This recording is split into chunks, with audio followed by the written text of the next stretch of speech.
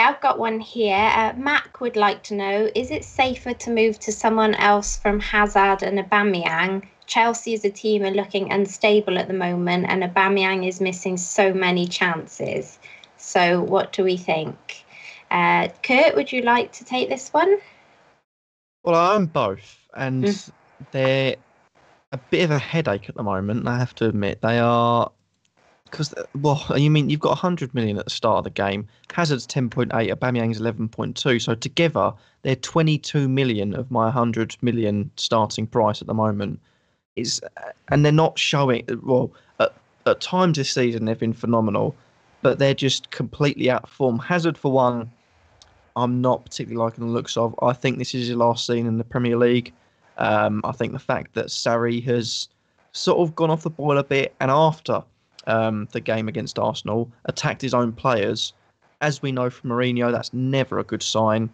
And Hazard, being one of the bigger, if not the biggest player for Chelsea, could do a Pogba-type thing, lower his performances. Not that I'm saying Pogba did that, it's just a bit suspicious. Oh, controversial.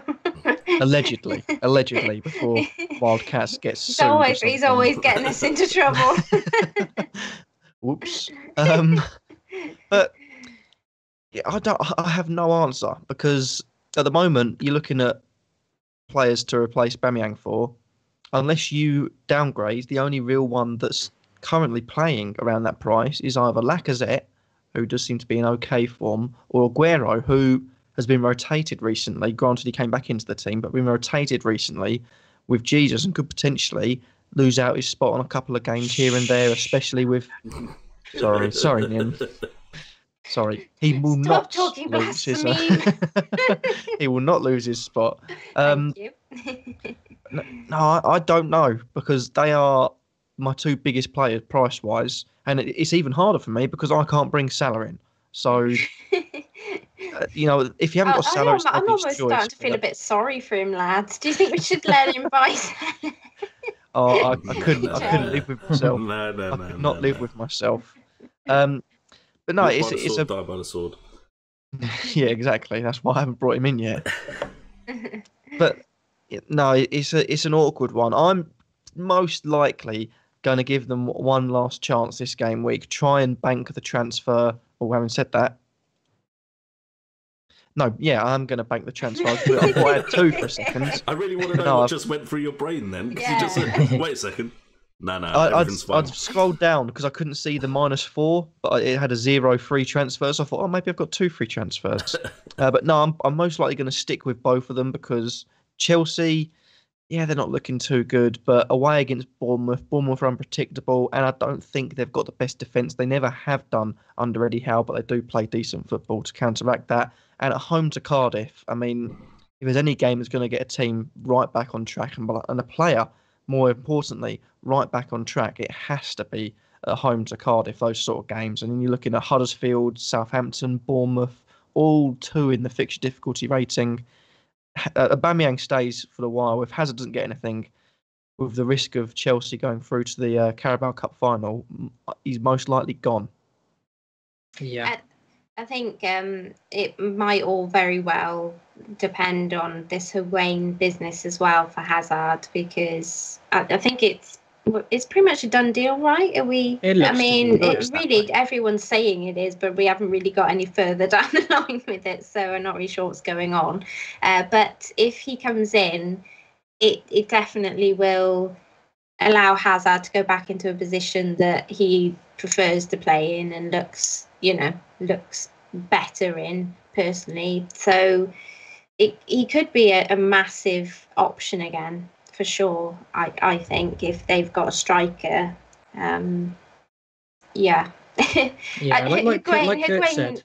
Sorry, I was just going to say, Higuain kind of reminds me a bit like Costa, that role that Costa had. So I think if he's going to come in and do that almost straight away, it could almost instantly reap the benefits for Hazard. So yeah, it absolutely could, and I guess you could also argue it might not. So it's sort of like it is still a bit risky. But what Kurt was saying was, if they do get to the final of the Carabao Cup, then they will have that blank as well. So that's going to be this is very much a week now of kind of waiting before we start transferring players, I think. But for the original question, Aubameyang wouldn't be in my mind to transfer now. I think you've persisted with him through a few frustrating weeks. Cardiff at home next. You can't get a better fixture, really.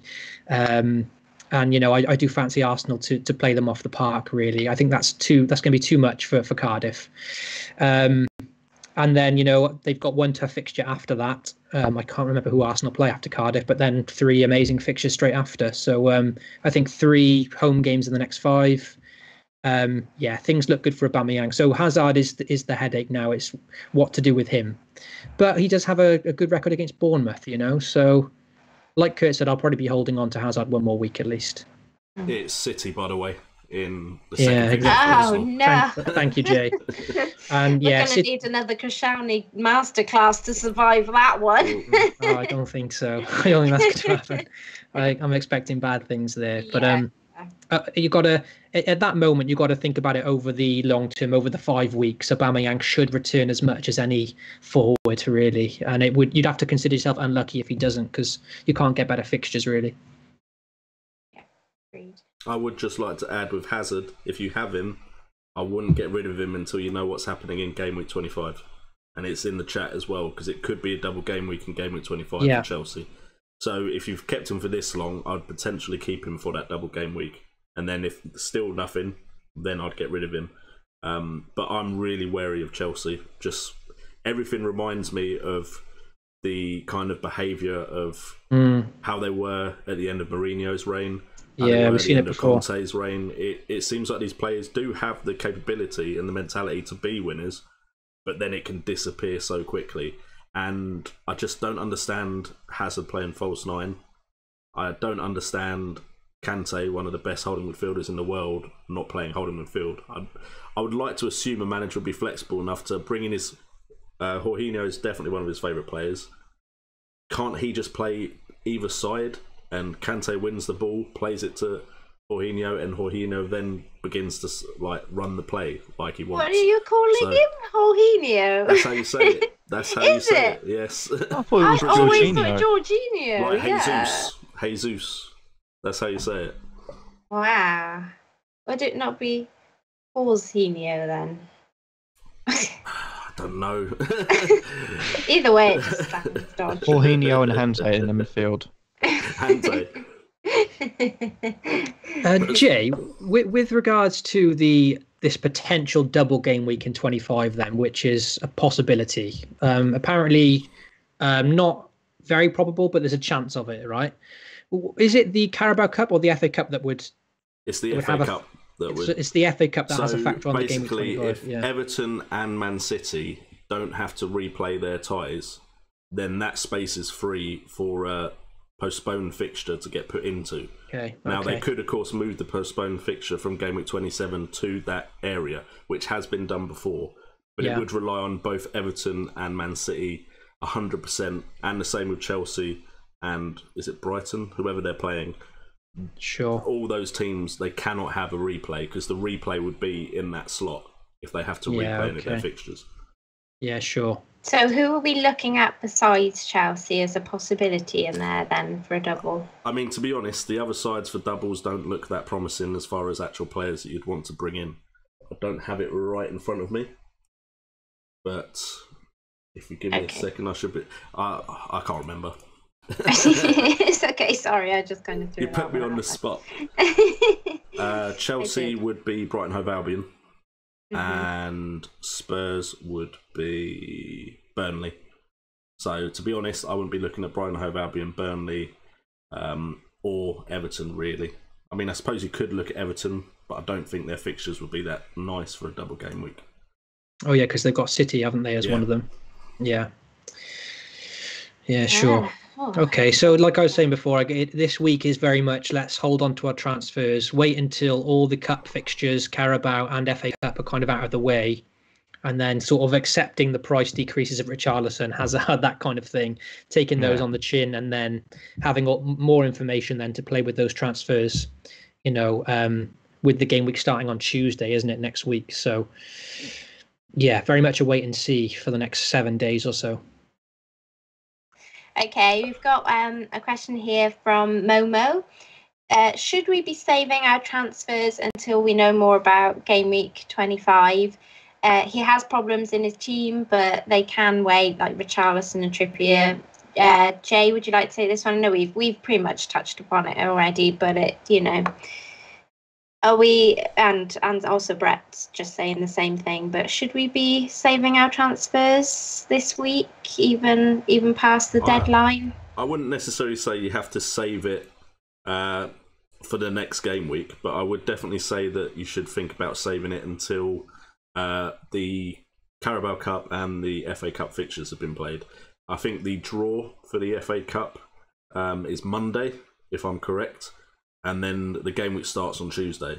So I think it's plenty of time. Take like 5 days off, relax, maybe look at some stats, but don't stress out too much. So much can change. Of course, last week we had the whole Trent issue, and then things like Luke Shaw becoming sick just before the game played. So I'd say take some time off, because it's been a busy Christmas. We did have the FA Cup fixtures in January, but just relax for a bit, wait to see what news has come up, and then you can make the transfer if you need to. But if you can carry over a transfer, of course, you can do that as well. Yeah, absolutely. I'm just going to quickly add, just because this is going to sound really obvious, but what I would say is to Mo or anyone, if you're thinking to make a transfer, earlier in the season, I wanted to bring in Pogba and Lovren, I think it was, and I had the exact money at that point to do it early in the game week. It was Christmas Day. I kind of forgot about it. Alonso dropped in price, and it priced me out, and I ended up losing lots of points. So I would kind of, whatever it is in mind, whatever transfer you're looking to make, see if you can afford it first. And if you've got like 0.5 or $1 million or 2 million then saved, like enough to make that move, you haven't really got to worry about it then. There's no point. Granted, it's nice to have more money in the bank, but at least then you haven't got to think, oh my God, I'm going to be priced out of this move in a day's time, So the only way I would ever make an early transfer now is if I had to make it, the day of. Do you know what I mean? So I'm not priced out. So if you've got like, 0.5 left, then you can just wait the week, So just try maybe, click the little X, cancel that player out, put the player that you want in, and kind of assess from there.